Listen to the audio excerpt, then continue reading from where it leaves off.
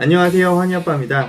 오늘은 바로 와이저라는 책을 갖고 제 의견도 말씀드리고 책 내용 중에 꼭 여러분들에게 들려드리고 싶었던 내용을 토대로 간단하게 리뷰 드리는 시간을 갖도록 하겠습니다. 이 와이저라는 책은 굉장히 명저로 유명한데요. 이 캐스.R. 선스타인 저자의 이제 와이저 말고도 이제 넛지라는 더 유명한 책이 있죠. 이 책도 제가 한번 읽었지만 아직 서평은 작성하지 못해서 그건 추후에 다시 한번 말씀드리도록 하고요. 오늘은 와이저에 대해서 본격적으로 들어가 보도록 하겠습니다. 제가 이제 이 와이저라는 우선 책을 읽는 내내 조금 어떻게 보면 마음 한편에 좀 불편함이 있었어요. 이게 무슨 말이냐 하면은 직장에 다니는 많은 분들은 굉장히 많이 공감이 될 텐데요.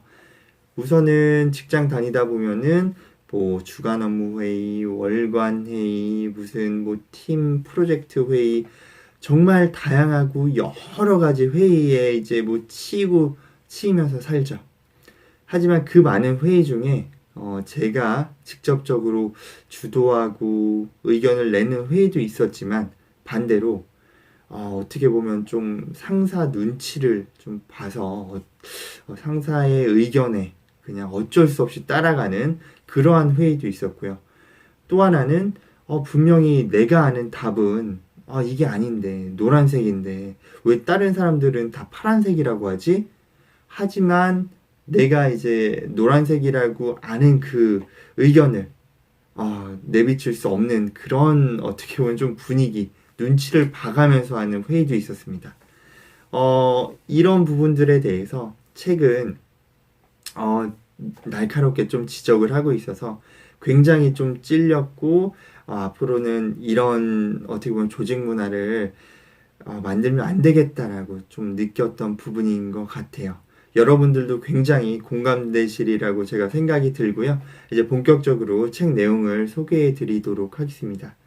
이 와이저라는 책은 제가 조금 전에 설명드렸던 어떻게 보면 수직적인 구조 내에서 이제 계급으로 인한 폭포 효과 그리고 상대방을 의식하는 이런 행위에서 나오는 평판 효과 등의 이러한 어떻게 보면 의사 결정에 굉장히 중요한 부분을 차지하는 부분에서 이런 사회적인 압력과 평판 효과 때문에 굉장히 안 좋은 방향으로 조직이 의사 결정을 하고 있다는 겁니다. 특히 이러한 어떻게 보면 문제점들에 대해서 해결 방안을 제시하고 있는데요. 여기서 우선 글을 읽다가 굉장히 놀라운 점을 하나 발견할 수 있었어요.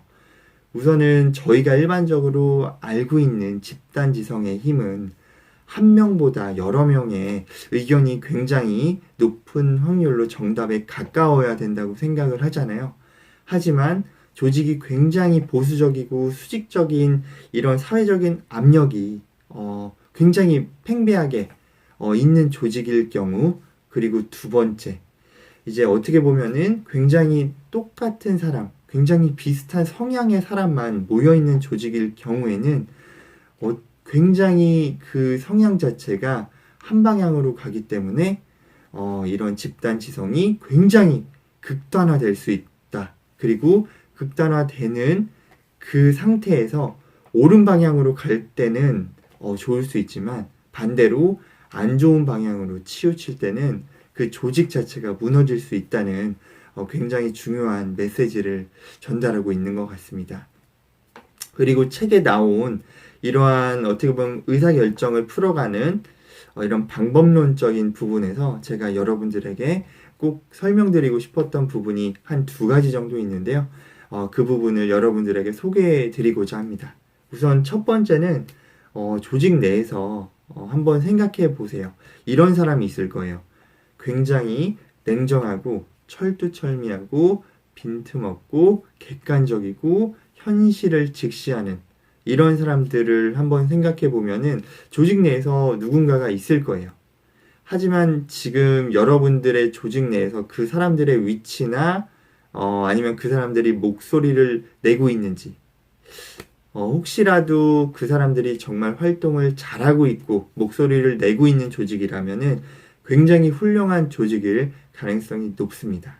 이게 무슨 말인가 하면은 그런 사람들이 소외되고 어떻게 보면 심지어 왕따까지 진행되는 경우도 제가 봤던 경험까지 있는데요.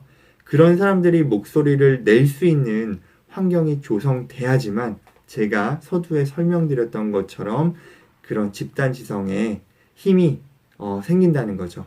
한쪽 방향으로 치우치지 않는다는 겁니다.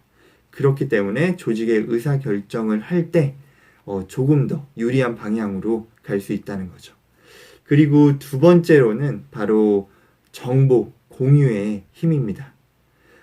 만약에 이제 일반적으로 생각할 때 정보가 100%라고 하면은 우리나라의 대부분의 기업들은 이 정보 자체도 어떻게 보면 계급이 달린 것처럼 움직이는데요. 이게 무슨 말이냐 하면은 이제 뭐 오너나 임원분들은 거의 한 100에서 90을 알고 있죠. 굉장히 리스크가 큰 그런 부분들까지. 그런데 이제 뭐 그게 중간 관리자급으로 내려오면서 뭐 60%, 70% 정도까지밖에 안 내려옵니다. 이제 위에서는 3, 40%에 어떻게 보면 조금 더 리스크하고 이제 외부로 새어나가면 안 되는 그런 정보를 꽁꽁 숨겨두는 거죠. 그리고 이제 중간 관리자급들은 또 이제 그런 정보를 또 본인들이 굉장히 좀 중요하다고 느끼는 부분을 제외하고 나머지 한 4, 50%를 실제로 일하는 밑에 직원들한테 정보를 공유하는 거죠. 어떻게 보면 일정한 생각, 모든 직원이 동일한 조건 안에서 당연히 집단지성의 힘은 강화될 수밖에 없는 거죠. 어떤 직원은 30%밖에 모르고 어떤 직원은 100%다 알고 이러한 직원들이 뭐 만약에 의사결정을 조직 내에서 어떠한 문제점을 발견하고 찬성과 반대를 하라고 했을 때 30%밖에 안 되는 직원은 과연 찬성을 할까요? 반대를 할까요? 이렇게 생각해 보면은 당연히 오너부터 밑에 말단 직원까지 당연히 회사의 결정에 있어서 굉장히 중요한 정보들은 꽁꽁 숨겨두는 게 아니고 당연히 공유되어야 되는 게 맞는 거죠. 실제로 책에서는 정보가 공유되지 않으면은 쓰레기라고까지 이런 언어가 나오기까지 합니다.